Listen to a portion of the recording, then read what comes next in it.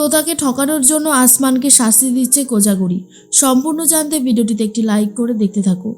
তোতার তো মনটা সকাল থেকেই খারাপ, বিশেষ করে আসমান যেরকম ব্যবহারটা করছে তার জন্য। এর মধ্যে আসমান আর তোতাকে আলাদা করার জন্য রূপ উঠে পড়ে লেগেছে। রূপ নিজে কথা বলছে টিটুর সাথে আর টিটুকে ভুল বোঝাতে থাকে। টিটুও অবশ্য চাইছে আসমানের জীবন থেকে তোতা অন্তত সরে চলে আসুক রূপের কাছে। এরপর দর্শনা বলে, দেখো আমি তো চাইছি বলো রূপের সাথে তোতার বিয়েটা দিতে, কিন্তু তোমার বাড়ির লোকজন যদি একদমই না চায় আর বিশেষ করে তোতা যদি না চায় তাহলে কি করে হবে বলো তো। টিটু তখন বলে, আপনি চিন্তা করবেন না, এই দিকে সামলানোর ব্যাপার আমার, আর আপনি ওই দিকটা সামলান, তাহলেই তো হয়। এর মধ্যেই আসমানের সাথে কথা বলতে চলে গেছে খোকো। খোকো নিজেও এখনও রেডি হয়নি, আর কয়েক ঘন্টা পরেই টিটুর সাথে বিয়ে। আসমান তখন বলে, কি ব্যাপার তুমি এখানে এসেছো, তোমার না আজকে বিয়ে? খোকো তখন বলে, আসতে তো আমাকে হতোই, তুমি যেই অন্যায়টা করছো তোতার সাথে সেটা আমি মেনে নিতে পারছি না। তোতাকে আমি নিজের বোনের মতো ভালোবাসি, বোনের কষ্ট দেখলে দিদি কি কখনো শান্তিতে থাকতে পারে? আজকে আমার জীবনে অনেক বড় একটা দিন। ও অনেক আশা করেছিল এই দিনটাতে অনেক মজা করবে, হই হুল্লোড় করবে, গায়ে হলুদ থেকে শুরু করে সমস্ত রিচুয়ালসে ও পার্টিসিপেট করবে, কিন্তু এখন ও আজকে আমার গায়ে হলুদের অনুষ্ঠানেও আসেনি। মেয়েটার সাথে তুমি এতটাই খারাপ ব্যবহার করেছো আসমান, যে ওর ভীষণই মন খারাপ। তুমি কি কাজটা ঠিক করেছো? আর তখনই আসমান বলে, আমি কি করেছি আর কি করিনি সেটা আমি তোমার মুখ থেকে শুনতে চাই না, আর তাছাড়া আমি যা বলেছি তা একদম সত্যি। তোতা আমার কাছে যখন এসেছিল আমি ওকে বলেছিলাম আমার একজন গার্লফ্রেন্ড অলরেডি আছে। ও যদি সেটা শুনতে না চায়, আমাকে ভালোবেসে ফেলে, তাহলে দোষটা নিশ্চয়ই আমার না। অন্যদিকে দেখা যায় যে টিটু তো কথা বলছে রূপের সাথে আর জিজ্ঞেস করে, আচ্ছা রূপ তুমি আমাকে একটা কথা বলো, তোমরা যখন আসমানকে টাকার অফার করলে ও তখন কি বলল? আর তারপরেই দর্শনা তখন বলে, কি আর বলবে, বলল আমাদেরকে নাকি ভিক্ষা দিচ্ছে। আরে ঠিক আছে, এখন তো আমাদেরই বিপদ, তাই একবার তোতা আমাদের বাড়িতে চলে আসুক, আসমানকে পরে কি করে জব্দ করতে হয় সেটা আমিও খুব ভালো মতন জানি। তবে কি বলতো, ওই শেষমেশ কিন্তু একটা ডাউট থেকেই যাচ্ছে যে শেষ পর্যন্ত কোনোভাবে এই বিষয়টা আদৌ আসবে কিনা সামনে, যে তোতা আর রূপের বিয়েটা। কারণ তোমার মা তো এই বিষয়ে আর কোনো কথাই বলতে চায় না। টিটু তখন বলে, বলবে বলবে, আসমানের এই রূপটা যখন সবার সামনে আসবে তখন আমার মা নিজে থেকেই রূপের সাথে তোতার বিয়েটা দিতে চাইবে, আর তোতাও রূপকে আপন করে নেবে যেমনটা প্রথমে ছিল। দর্শনা বলে, যদি তেমনটাই হয় তাহলে তো এর থেকে ভালো আর কিছু হতেই পারে না। আমিও ভীষণভাবে চাইছি যাতে সব ঠিক হয়ে যায়। অন্যদিকে আসমানের সাথে কথা বলছে খোকো আর বলে, দেখো তোতা অনেক ভালো মেয়ে, তোতার সাথে আর খারাপ কিছু করো না। ওর সাথে খারাপ হলে আমিও মেনে নিতে পারছি না, আমারও খারাপ লাগছে। কেন বলো তো এই জিনিসগুলো করছো? ভালো করে থাকতে অসুবিধাটা কোথায়? আসমান বল, আর তুমি বা ঘ্যানাচ্ছ কেন? আজকে তোমার বিয়ে, কোথায় তুমি নতুন বউয়ের মতন সেজে বসে থাকবে বিয়ে করার জন্য? তাহা না করে তুমি একটা হেসেলে এসে এখন আমার সাথে বকবক করছো।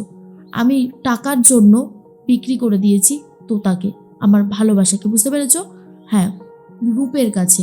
আমি চাই রূপ তোতাকে বিয়ে করে সুখে শান্তিতে সংসার করুক। আমার জীবনে তো আর কিছু হবে না, আমি একটা বাজে ছেলে, আমার দ্বারা আর কী বা করা সম্ভব? আমি না পাবো জীবনে চাকরি, না পাবো ভালো থাকতে, না নিজেকে ভালো রাখতে তো পারবোই না, তোতাকেও ভালো রাখতে পারবো না। তাই ভাবলাম মোটা টাকা দিয়ে যখন ওরা কিনে নিতেই চাইছে তোতাকে, তাহলে ছেড়ে দেওয়াটাই ভালো। কথাটা শোনার পরেই খোকো তো প্রচণ্ড রেগে যায় আর বলে, আসমান তুমি নিজে জানো তুমি কি বলছো?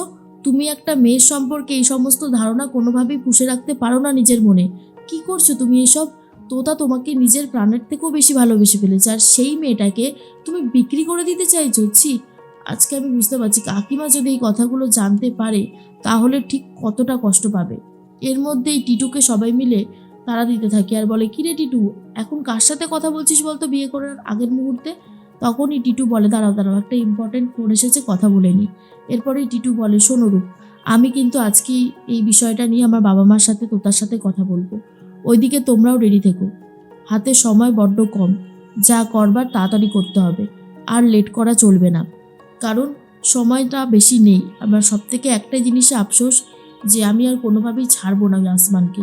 ওকে এই বাড়ি থেকে, আমার মায়ের মন থেকে আর তোতার মন থেকে সরিয়ে দেবো। আমার মা যেই ছেলের জায়গাটা ওকে দিয়েছিল সেটাও পাবে না, আর তোতা নিজের ভালোবাসার মানুষকে পছন্দ করেছিল না আসমানকে, সেটাও আরও করবে না। এর মধ্যেই ফোনটা তো রেখে দেয়, আর তার মধ্যেই উদ্যোলক বসু সবাইকে তাড়া দিতে থাকে আর বলে, কি হলো হলো হলো, এবার তো আমাদেরকে বেরোতে হবে, আর তো সময় বেশি নেই। তখনই টিটু বলে, দাঁড়াও বাবা, আমার 2 মিনিট সবার সাথে কথা আছে, তোতা, মা, টিনটিন, তোরা সবাই এখানে থাক। এরপরে উদ্যোলক বসু বলে, হলোটা কি আবার, আমি তো বুঝতে পারছি না। আরে বেরোনোর মুহূর্তে তোমার কি এখন কথা বলার সময় হলো? টিটু তখন বলে, বাবা, এখন যদি কথাটা বলতে না পারি তাহলে আর কখনোই কথাটা বলতে পারবো না। মা, তুমি জানো আমাকে রূপ ফোন করেছিল, আসমান রূপেদের সাথে কন্ট্যাক্ট করেছে। কথাটা শোনার পর আসমানের কথাই ভাবতে থাকি কোজাগুড়ি, আর বলে, হ্যাঁ, আসমান তো এত বছর পর জানতে পেরেছে যে ওর মা ওর ভাইকে, কথা বলাটা স্বাভাবিক ব্যাপার। রূপ তখন এর মধ্যেই টিটু বলে, রূপ বলেছে আমাকে আসমান নাকি তোতাকে বিক্রি করে দিতে চেয়েছে রূপের কাছে টাকার বিনিময়ে। এবার তুমি বলো আসমানের কোনো দোষ নেই? তখনই কোজাগুড়ি বলে, এসব তুমি কি বলছো টিটু? টিটু তখন বলে, হ্যাঁ মা, আমি ঠিকই বলেছি। দর্শনা ম্যাডামের কাছে আসমান টাকা চেয়েছে আর বলেছে তোতার সাথে আর কোনো রকমের কোনো যোগাযোগ রাখবে না টাকাটা পেয়ে গেলে। এবার এর থেকে আর কত খুলে তোমাকে আমি বলবো, তুমি আমাকে বলে দাও। এর মধ্যেই কোজাগুড়ি বিশ্বাস করতে পারে না, আর তখনই মনে মনে তোতা ভাবে, আচ্ছা, তার জন্যই আমার সাথে এতটা খারাপ ব্যবহার করছে আসমান, আমার সাথে ঠিক মতন কথাও বলতে চাইছে না, শুধুমাত্র এই কারণটার জন্য? নিজের কানে না শুনলে তো আমি বিশ্বাসই করতে পারতাম না। অন্যদিকে খোকো আসমানকে বলে, তার মানে তুমি একটা বাজে ছেলে, সেটা প্রমাণ হয়ে গেল। টুকলিটা করেছিলে তুমি, তাই না? কাকিমা তোমাকে ভুল চিনল, নিজেকে আর কি করে ক্ষমা করবে এবারে কাকিমা, যে তোমার মতন একটা ছেলেকে বিশ্বাস করেছিল, ভরসা করেছিল? আসমান বলে, হ্যাঁ, আমি কি ওনাকে বলেছিলাম বিশ্বাস করতে, ভরসা করতে? বলিনি তো। তাহলে উনি কেনই বা করেছিল? আর শোনো, এ সমস্ত কথা বলে না কিচ্ছু হবে না, আমার ভালো লাগছে না এই সমস্ত কথা শুনতে, তাই দয়া করে আর এই সমস্ত কথা বলো না। তখনই খোকো খুব ভেঙে পড়ে আর বলে, সত্যি তোতা, তোমার কপালটা সত্যি খুব খারাপ, না হলে এইরকম একটা ছেলেকে তুমি ভালোবাসো যে কিনা টাকার জন্য তোমাকে রূপের কাছে বিক্রি করে দেয়। আর তখনই উদ্যোলক বসু বলে, টিটু, তুমি কাকে এই সমস্ত কথা বলছো? তোমার মাকে? তোমার মা তো সারা জীবনই যাকে ভরসা করবে, ভালোবাসবে, তার ওপর একটা অন্ধ বিশ্বাস থাকবে। কি কোজাগরি, এবার কিছু বলো। আমি সারা জীবন ছাত্র পড়িয়ে এসেছি, আমি জানি কার কি মেন্টালিটিতে চলে, কে কি কতটা করতে পারে। এখন কিছু বলবে না? কোজাগরি মনে মনে বলতে থাকে, আসমান এতটা বদলে গেছে, আসমানকে আমি ভুল চিনেছিলাম। তোতা আসমানকে এতটাই ভালোবেসেছিল, মেয়েটা দিনের পর দিন কষ্ট পাচ্ছে। আমি নিজে আসমানের সাথে কথা বললাম, তারপরেও বুঝতে পারিনি যে ও এরকম ছেলে। না না, আমার কি কোথাও ভুল হচ্ছে?